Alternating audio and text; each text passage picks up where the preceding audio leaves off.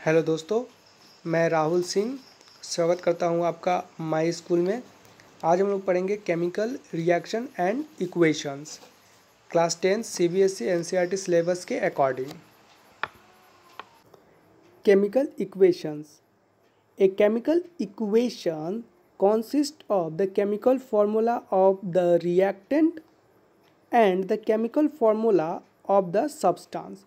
तो कोई भी जो केमिकल इक्वेशंस होते हैं वो दो तरह के फार्मूले से मिलके बने होते हैं, एक रिएक्टेंट का केमिकल फार्मूला और एक प्रोडक्ट का chemical formula. Reactant the starting substance, okay, यानी कि कोई भी जो केमिकल इक्वेशंस होते हैं उनमें जो स्टार्टिंग का जो सब्सटेंस होता है, फॉर एग्जांपल आप यहाँ पर देख सकते हैं ये वाला, ये स्टार्टिंग का सब्सटेंस, इसे हम बोलेंगे reactant, okay.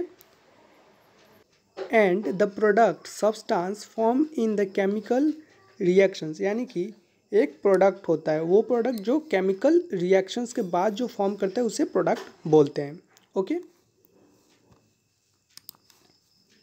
The two are separated by an arrow. तो आप देख सकते हैं ये एक पूरी की पूरी केमिकल इक्वेशंस है, लेकिन इसमें जो दोनों है, एक तरफ है रिएक्टेंट और दूसरी तरफ है प्रोडक्ट, ओके। तो दोनों किससे सेपरेटेड है? एक एरो सिंबल से, okay. And each individual substance chemical formula is separated from other by a plus sign.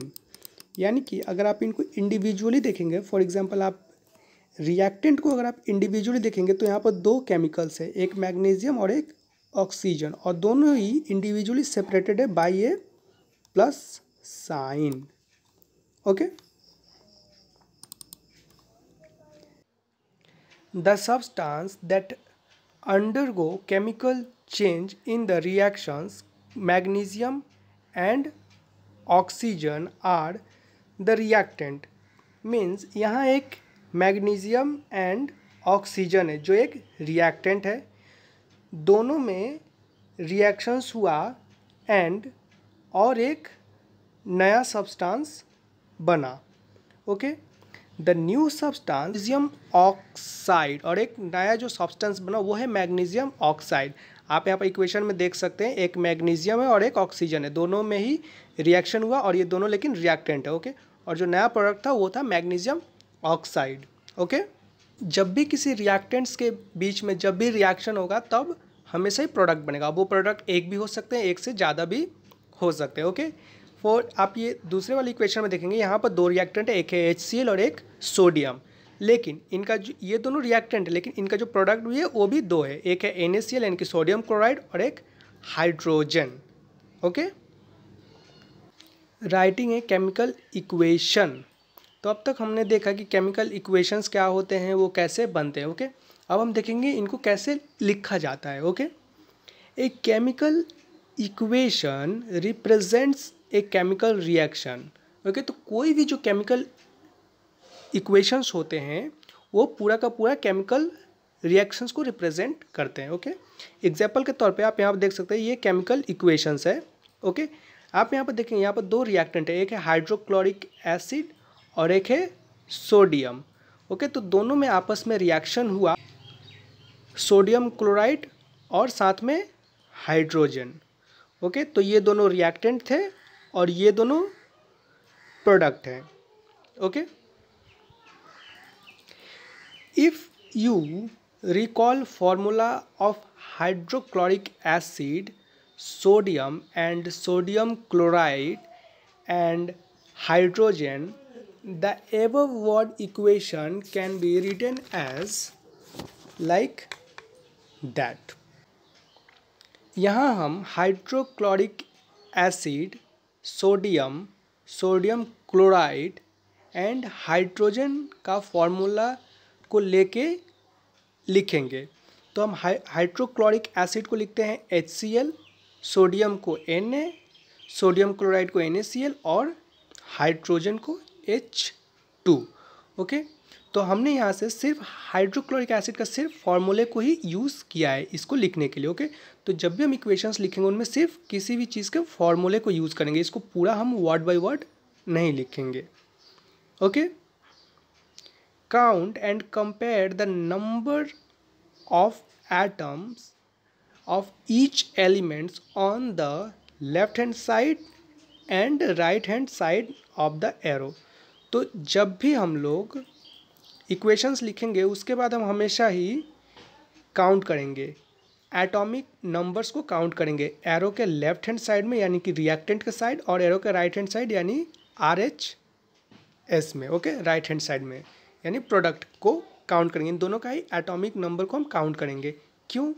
क्योंकि एटॉमिक नंबर हम लोग इसलिए काउंट करते हैं क्योंकि अगर हम लोग जितना रिएक्टेंट लिए हैं उसका प्रोडक्ट भी उतना ही होना चाहिए, इसीलिए हम लोग यहाँ पर काउंट करते हैं उसके एटॉमिक नंबर को, और इसीलिए यहाँ पर हम लोग इसको बैलेंस करते हैं। और ये इसलिए यहाँ पर आप 2 देख सकते हैं, यहाँ 2 है और फिर इधर भी 2 है, ताकि दोनों तरफ बैलेंस बना रहे। Is the number of atoms of each elements the same on both side? If not then the equations is unbalance. Okay, तो यानी कि हम लोग यहाँ पर जब भी हम लोग इक्वेशंस लिखते हैं तो इसके एटम्स को हम लोग काउंट करते हैं, एटॉमिक नंबर को। क्यों? ताकि वो दोनों तरफ अगर इक्वल है, जैसे यहाँ पर आप देख सकते हैं इस इक्वेशन में दोनों तरफ इक्वल है, मतलब ये स्टेबल है। और अगर दोनों तरफ ये इक्वल नहीं है तो ये अनबैलेंस है, यानी कि ये जो इक्वेशन है ये अनस्टेबल है। Okay, because the mass is not the same both side of the equation.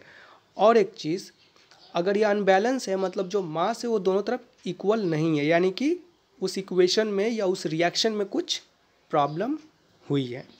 इसीलिए हमेशा ही हम लोग काउंट करते हैं और कंपेयर करते हैं एटॉमिक नंबर को, ओके, किसी भी एलिमेंट्स के एटॉमिक नंबर को। Balanced chemical equations. The mass can neither be create nor destroy in A chemical reactions. यानी कि जो किसी भी चीज़ का जो मास है उसे हम ना ही क्रिएट कर सकते हैं और ना ही हम उसे डिस्ट्रॉय कर सकते हैं, ओके, किसी भी केमिकल रिएक्शन में। इसीलिए हम यहाँ पर केमिकल को बैलेंस करते हैं, किसी भी इक्वेशन को बैलेंस करते हैं, ओके, ताकि जितना हम लोग रिएक्टेंट लिए हैं उतना ही हमें प्रोडक्ट भी मिलना चाहिए, okay. The total mass of the elements present in the product, तो जो टोटल मास है वो प्रोडक्ट में प्रेजेंट होना चाहिए of the chemical reactions has to be equal to the total mass of the elements present in reactant. वही चीज़, जितना रिएक्टेंट में जितना हम लोग मास लिए हैं उतना ही मास प्रोडक्ट में भी मौजूद होना चाहिए, ओके, दोनों तरफ बैलेंस जो है वो इक्वल होना चाहिए according to this law, okay. In other word, the numbers of atom of each elements remaining the same before and after a chemical reactions. अगर नॉर्मल शब्द में अगर हम इसको बोलें तो जो एटॉमिक नंबर है वो रिएक्शन से पहले और रिएक्शंस के बाद में इक्वल होना चाहिए दोनों तरफ, तभी हम समझेंगे कि प्रोडक्ट जो है वो स्टेबल है या जो केमिकल इक्वेशंस है वो स्टेबल है, दोनों तरफ बैलेंस है, okay. So we need to balance skeleton chemical equations, और यही रीज़न है कि हम केमिकल इक्वेशंस को बैलेंस करते हैं, ओके।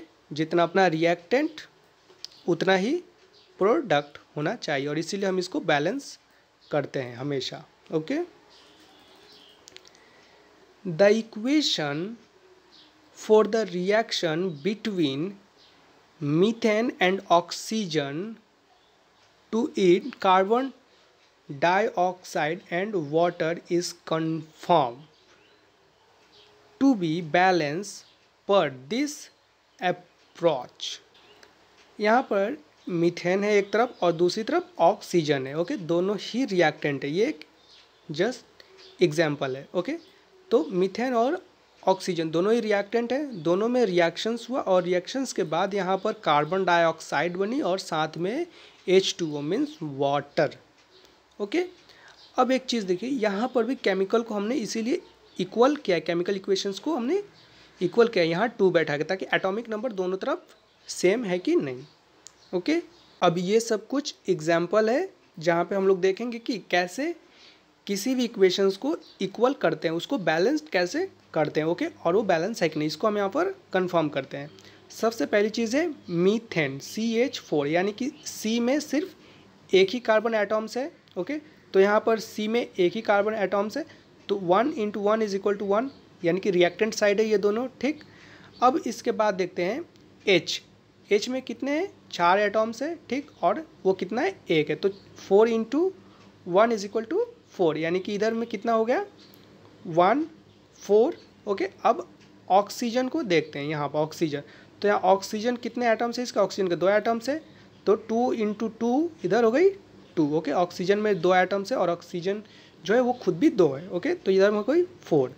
अब प्रोडक्ट के साइड देखते हैं, यानी कि इस साइड में देखते हैं वो इक्वल है कि नहीं।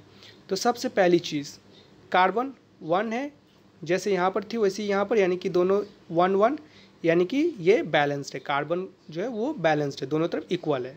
ओके, अब हाइड्रोजन, इधर की तरफ हाइड्रोजन का एक ही पार्टिकल्स था जिसमें 4 एटम्स थे। अब इधर की तरफ हाइड्रोजन के 2 पार्टिकल्स हैं और दोनों में ही 2 एटम्स है। ओके, और इसीलिए ये भी इधर 4, यानी कि ये भी बैलेंस्ड है। ओके, अब ऑक्सीजन, यहाँ पे ऑक्सीजन के 2 पार्टिकल्स थे और दोनों में ही 2 एटम्स भी थे, इसीलिए इधर में 4 थे। अब प्रोडक्ट की तरफ देखते हैं, यहाँ पर ऑक्सीजन है पहले 2 है। ओके, 2 × 1 2 और 2 × 1, यानी कि ये वाली 2 जो है, ये वाली 2 ये रही, और उसके बाद में ये वाली 2, और दोनों मिला के हो गई 4, यानी कि ये भी इक्वेशंस बैलेंस है। ओके, अब हम देखते हैं टाइप्स ऑफ रिएक्शंस कितने टाइप्स के होते हैं इन chemical. Okay, types of chemical reaction. Combination reaction, okay, एक कॉम्बिनेशन रिएक्शन है। उसके बाद double displacement reaction, decomposition reaction, oxidation and reduction and displacement reaction. सबसे पहले हम देखते हैं कॉम्बिनेशन रिएक्शन।